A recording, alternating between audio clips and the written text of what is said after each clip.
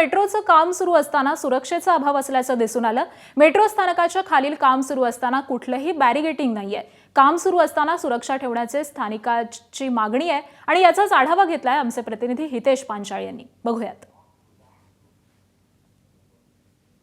ठाण्यात गेल्या 2 दिवसापूर्वी मानपाडा पातलीपाडा या जो काही रस्ता आहे त्या मेट्रोच्या जो ब्रिज आहे त्या ब्रिजच्या खाली एक पाण्यासाठी 10 फूट खोल खड्डा करण्यात आला होता आणि यामध्ये जे गाडी ओव्हरटेक करण्याच्या वेळी जो ट्रक आहे तो ट्रक यामध्ये पलटी झाला होता आणि या ठिकाणी बॅरिगेट नसल्यामुळे हा ट्रक या ठिकाणी पलटी झाला होता। 10 फूट हा खोल खड्डा होता आणि या ठिकाणी आता मेट्रोच्या कामामुळे या ठिकाणी मोठ्या प्रमाणात वाहतूक कोंडी त्यावेळी झाली होती। आता त्या ठिकाणी बॅरिगेट देखील लावण्यात आलेले आहे, पण या ठिकाणी कुठलाही सुरक्षा रक्षक जो आहे तो या ठिकाणी आपल्याला दिसून येत नाही।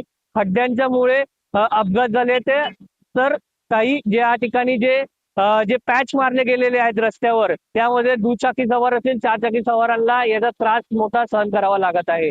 व्हिडिओ जर्नलिस्ट विनय राजवरचे हितेश पांचाळ, एबीपी माझा, ठाणे। एबीपी माझा, उघडा डोळे बघा नीट।